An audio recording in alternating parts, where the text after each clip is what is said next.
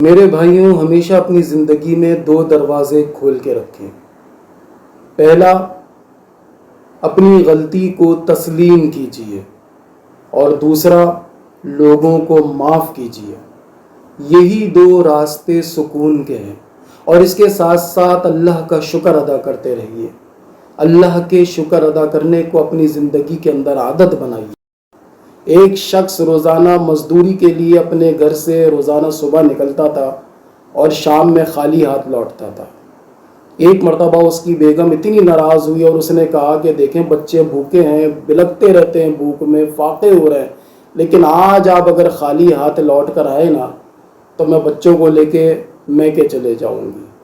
وہ صبح نکلتا ہے مزدوری ڈھونڈنے کے چکر میں، اپنے روزگار کے چکر میں، اور دوپہر تک اس کو کوئی روزگار نہیں مل پاتا،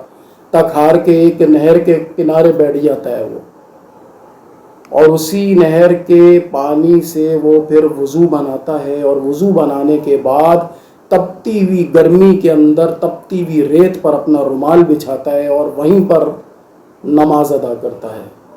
اور اس کو اس عبادت میں اتنی چاشنی اور اتنا اخلاص ملتا ہے، اتنا خشوع و خضوع ملتا ہے، اتنی دل لگی ملتی ہے کہ جتنی شدت گرمی کی ہوتی ہے اتنا ہی ذوق اس کے سجدوں میں ہوتا ہے کہ اس کو اپنا سر سجدے سے اٹھانے کا دل ہی نہیں کر رہا ہوتا۔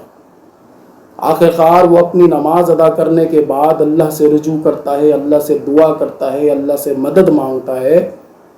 اور جب وہ گھر کی طرف لوٹتا ہے شام میں تو وہ یہ سوچتا ہے کہ آج تو بیگم پھر لڑے گی میرے سے اور ناراض ہوگی، اور آج تو بچے لے جائے گی واپس، تو اپنے رومال میں جو ہے کچھ مٹی بھر کر گھر کے اندر لے آتا ہے۔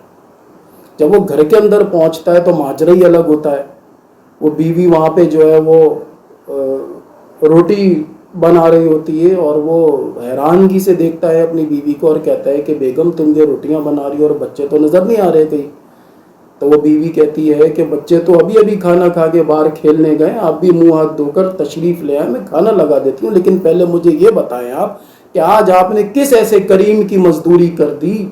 کہ آج اتنی نعمتیں میرے گھر میں آئی ہیں، اتنا اناج میرے گھر میں آیا ہے کہ سنبھالنے سے سنبھل نہیں رہا ہے، آج آپ نے کس کریم کی مزدوری کی ہے؟ تو وہ حیران ہو جاتا ہے یہ سب چیزیں دیکھ کر، اور پھر وہ اللہ کا شکر ادا کرتا ہے۔ اور اس کی بیگم کہتی ہے کہ یہ نعمتیں کیا کم تھیں، اب آپ رومال کے اندر اور کیا چیزیں بھر کر لے آئیں، ذرا دیکھوں تو صحیح۔ تو جب وہ رومال کھولتی ہے تو دیکھتا ہے کہ وہ اس کے اندر اللہ تعالیٰ اس مٹی کو اپنے حکم سے سونا اور ہیرا بنا دیتا ہے۔ تو میرے بھائیوں، ہمیشہ اللہ سے رجوع کریں اور اللہ سے مدد مانگیں، راتوں کو اٹھ کے تہجد میں روئیں۔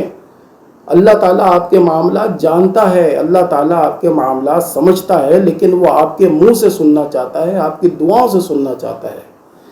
تو میرے بھائیوں، اپنی عادت ڈالیں، اپنے بچوں کو سکھائیں، اپنے گھر والوں کو سکھائیں کہ ہر حال میں اللہ کا شکر ادا کرنا ہے، اللہ سے رجوع کرنا ہے، اللہ ہی کی عبادت کرنی ہے اور اللہ ہی سے مانگنا ہے۔